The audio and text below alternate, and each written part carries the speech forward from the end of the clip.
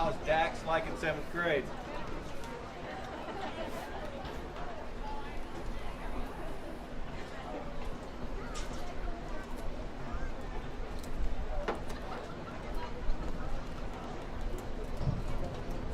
Good evening, ladies and gentlemen, and welcome to Barb Carver Bearcat Stadium for tonight's contest between your Mena Bearcats and the Hot Springs Trojans. Tonight we honor our seniors in band, cheer, and football. We thank them for all their contributions to the Mena School District over the course of their academic and extracurricular careers. At this time, we will now recognize each of these seniors. We will start with band. Summer Lohr, escorted by Brittany Roberts and Josh Lohr. Madison Bircher, escorted by Mary and Brian Bircher. Aiden Ludwig, escorted by Justin and Amy Ludwig. Levi McIntyre, escorted by Glenn and Marlene McIntyre.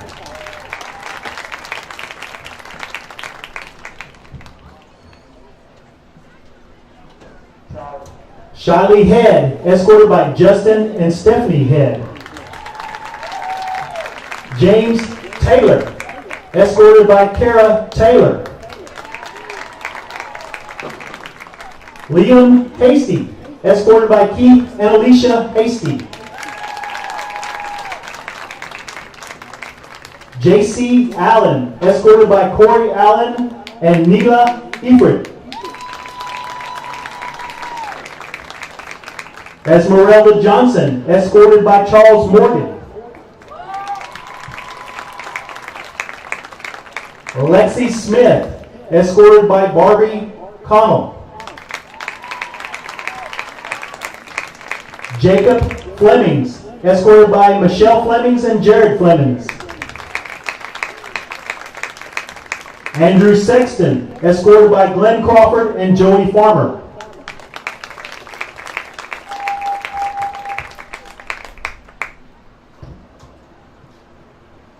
Damon Clark, escorted by Heather Goss and Tim Clark. Chris Bollmeyer, escorted by Sean and Sharon Bollmeyer. Jake Short, escorted by Sarah Short and Kevin Short. Cameron Terwilliger, escorted by David Terwilliger and Heather Ward. Coy House, escorted by Brad and Brianne House and Ian and Ashley Sullivan. Betsai Hernandez, escorted by Ashley and Eric Hernandez. Sam Efert, escorted by Anthony and Katie Efert and Jackson Efert. Max Montgomery, escorted by Talissa and Clint Montgomery. Gavin Hooper, escorted by Jeremy Hooper, Micah and Josh Harry. Blake Castor, escorted by Robin and Richard Castor. Jake Wiles, escorted by Clint and Melinda Wiles. Mason Brotherton, escorted by Greg and Hope Brotherton and Christy Harrison. Annalise Baker, escorted by Amanda and Dwayne Baker. Leilani Day, escorted by Leah and Lawrence Day. Kylie Johnson, escorted by Jeff and Dina Johnson. Sierra Lance, escorted by Philip and Amber Lance. Allie Martin, escorted by Eric and Charmaine Martin. Marissa Ortiz, escorted by Dana and Justin Powell.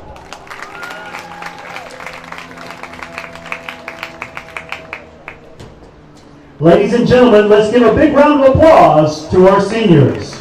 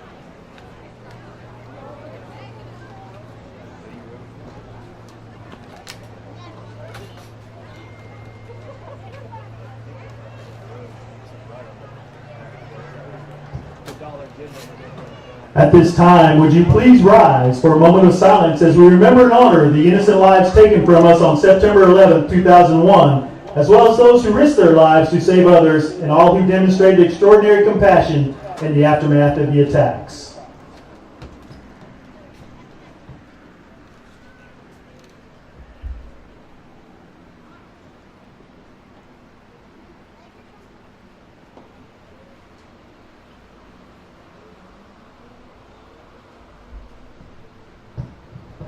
Please remain standing for the invocation to be given by Ashton Powell, who is a member of the Fellowship of Christian Students. Would you please bow your heads with me? Heavenly Father, we thank you for allowing all of us to be here tonight. We ask that you watch over everyone here and give strength to those that are competing in tonight's game. Lord, bless this country and be with all those that were affected by the events of 9/11 on this day. Please be with all of us as we have lost one of our own this week. Thank you for faith, family, and football. Amen. Thank you, Ashton. Now please remain standing for the invocation, for the national anthem. By executive order, the flag has been flying at half staff today as a way to honor those citizens and first responders who lost their lives as a result of the tragic events of that day. Following the national anthem, the flag will be restored to full staff.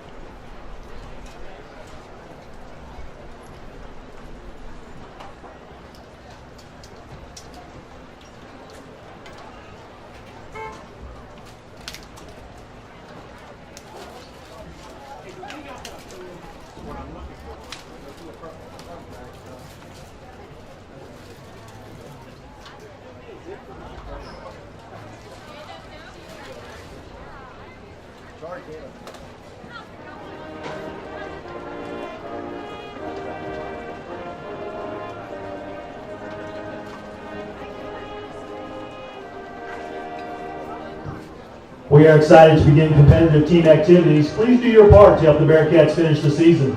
Wear your mask, practice social distancing, and wash your hands frequently. Please do not sit in the areas that are marked off by tape.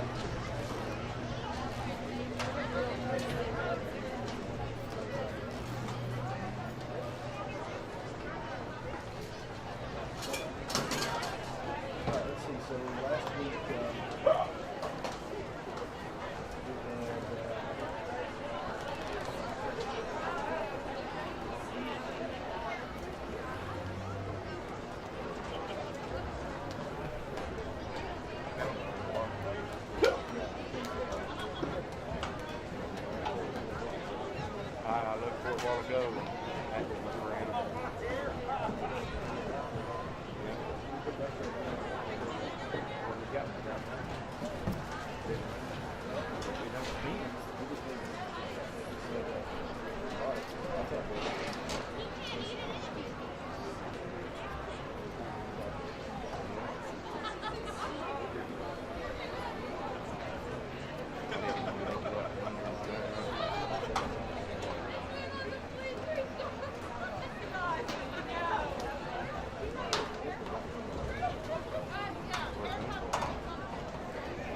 Hey Clint, are we back home next weekend? Against Boonville?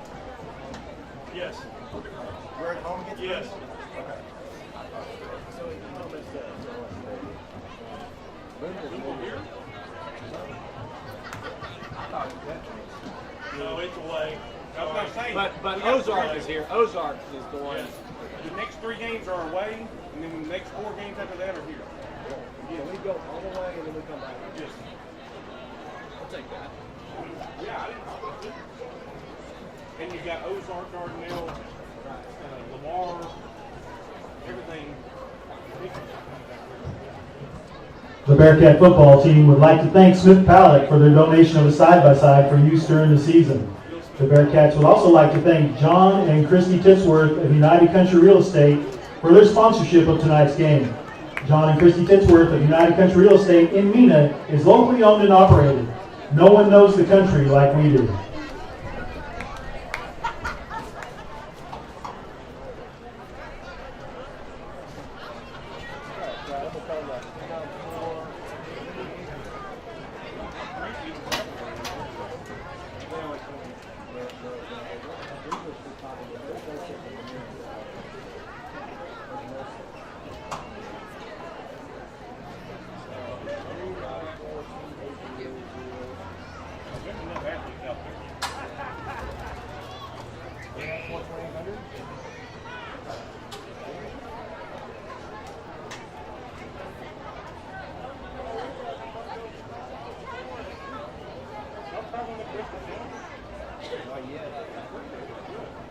Yeah, I'll stop it on the way there.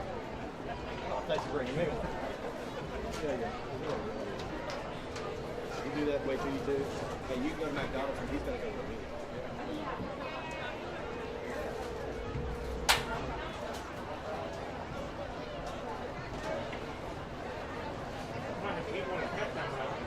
Hello?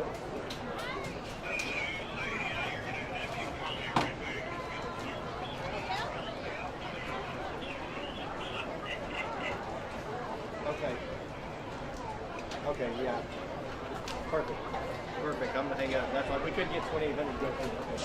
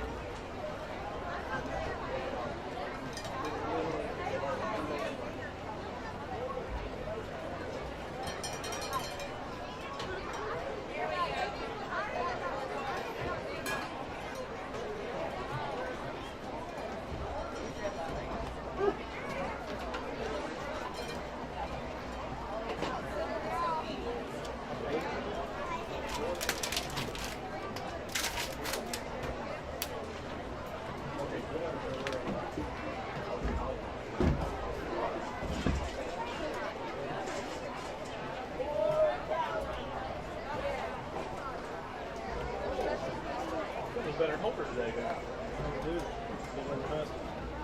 I wouldn't either.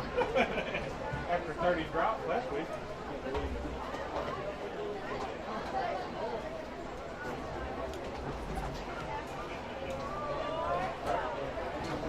How's Brown and Rob doing?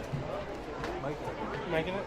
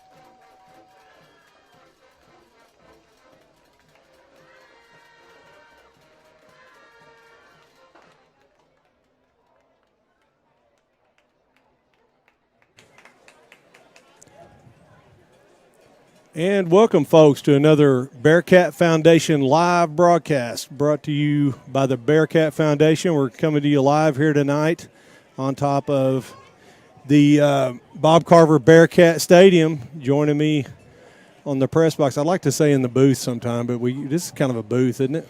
Kind of a booth, but it's kind of open air. Joining me in the booth is, of course, Anthony Eford. We couldn't get away from him. And then we got our two intrepid cameramen, Brian Hensley and Rob McMillan. And then, of course, you got the master, Don Kelly, and the boss, Mary Kelly. So thank everybody for being a part of this. And great night here tonight, Anthony. It's our pseudo-senior night. I refuse to believe that, but anyway. You know, they're going through the motions of the senior night tonight, but so you got every senior in the class lined up here to go out for the coin toss. It looks like Coy's going to lead us out and actually make the call for us. The Bearcats are lined up. We're waiting on the Hot Springs Trojans to take the field here, and as we do, we'll cover a little bit of what we're looking at here tonight. We've got a very physical team. I'd say it's another one of those times we lose warm-ups, Anthony. You know, I was talking to you just before we got on the air, and I was like, Hot Springs got some good-looking dudes out there right now, and they lost last week to Arkadelphia, which is over the last 4 years has been a very, very good football team. Don't know that much about them right now, and if they lost a lot or if they didn't, but they did lose last week. But man, they look pretty big. They got some speed. They got some size. Very athletic looking. So we're not going to win the warm ups here tonight. No, we didn't. And they're Coy House out there taking the toss right now. Well, last week it was a tough matchup for us. You really feel like Bearcats come out in the second half, close it to within one score. But the final didn't look so hot. But the big story was conditioning, Anthony. You know, I preached it to my two that are on the field here tonight that, hey, if we're not going to get enough, let's do a little extra on our own. But hydration and in shape. That was the two things that hurt us last week. I think Craig has been on tap to trying to take care of both of those options as they went through this week. You really come out here in the second half and you're trailing by 2 scores, but it really was the first half. You're looking at really leading most of the first half until Harding had an offensive explosion and they get ahead too. But the Bearcats come back and establish themselves in the second half to take their opening possession and close it within a score. And at that point in time, the Bearcats started falling like flies. You're looking at losing 5 of your top 7 players. No, I looked at you at that time. I said, Clint, we did exactly what we talked about coming out of the half. We got that defensive stop. We got the score, closed it to a 1-score game. And I said, this is brought everything how we had to have it happen to win that ball game. And then, like you said, when we started getting the cramps, out of shape, and it didn't just happen. It happened to our top players. One of the things that we were talking about in that game was we've had so many drives that were happening in that game. There were explosive drives. They weren't really drives, and then you're coming out in the second half and you really do it the way you want to. You start moving it down the field a little bit at a time, mixing up the run and the pass. And you really felt like the Bearcats were, I'm not going to say take control of the game, but they were ready to start trading punches. And right up until the point those cramps start happening. But we were taking some drives. We hit some big plays, but on some of those drives that we were actually starting to take play after play and pick up some yardage, then we'd have a holding call. We'd have an offsides call. There was something that we did to put us behind the 8 ball all night long, and you're able to overcome it. This offense has proven to be kind of getting an identity here early in the season, but they've definitely got some explosiveness. The Bearcats look to be, as far as production-wise, predominantly pass so far as you're looking at the stats, and they're running it about 65% of the time. But the big plays are coming through the air. I think the surprise of this team has been really the offensive line. Coming in, we felt like they were going to be a little bit weak, but Clint, they've actually looked pretty decent. They've done some. The youth has showed its reared its head several times, but showed physical capability. But and that was the part. When we have to line up and be tough, they've shown that they can do that, and as they mature throughout the rest of this season, it's just going to get better as these young kids grow up. Like to welcome everybody joining the broadcast. We are watching the comment section. We always enjoy it when you say something negative about Anthony or Brian. It's fine either way. But it's hard to find something bad over here. Yeah. Is that what the issue? So that's your challenge, folks at home. The Hot Springs Trojans lining up for the kickoff right here. Sun is setting. This is a big athletic Hot Springs team. The kick is high. It looks like it's going to fall at about the 25. Going to be taken by, that looks like Austin Rose. It is Austin. He's going to get it out to the 40. Decent field position here for the Bearcats on their first possession. Going to be great field position. That Austin kind of bobbed and weaved. Never really got to full speed there, but picked and pulled. And, from where he caught the ball, what was that, about a 12, 15-yard pickup? Going to see a little bit more division of duties due to the cramps last week. You got the sophomore Jaden Felix in for Coy House, that fullback spot. Going to let Coy play more one-sided. Handoff up the middle. It's going to be gain of about 1 or 2. Really looked like we had a hole. He just picked the wrong one where there wasn't a hole. That's exactly what I was fixing to say, Clint. We actually did a pretty good job at the line of scrimmage. I think we just picked the wrong hole to run through, and the linebacker was there on the other side. 2nd and 9. Got a double back set. This time we do hand it off. Running forward is Jake Wiles. Jake Wiles plows it this time. Going to be a gain of about 4. Make it 3rd and 5. That was just a great play by the outside linebacker coming up and filling. I think that play's designed to try to make that kid miss and then put the pressure on him on the backside. It's an I formation. Bearcats lining up at the line of scrimmage. It's going to be a toss with double pass to Mason Brotherton. Touchdown. It's up. No, that's Gavin Hooper, and he steps out of bounds. Gavin Hooper. No, they didn't call him out of bounds. I thought I definitely saw him. Yeah, he's coming back. I saw him step out at about the 16. At the 16-yard line. And looked like he could have made it in, and just kind of had his weight leaning to the outside. And he took a couple steps out of bounds, Anthony. I think he was out at about the 20, but we won't complain. I think it's a great spot. If you didn't pick up on that, Jake Wiles came out of the game there, and Austin ran in. Austin Rose, yes. Great throw and catch. Again in the I formation.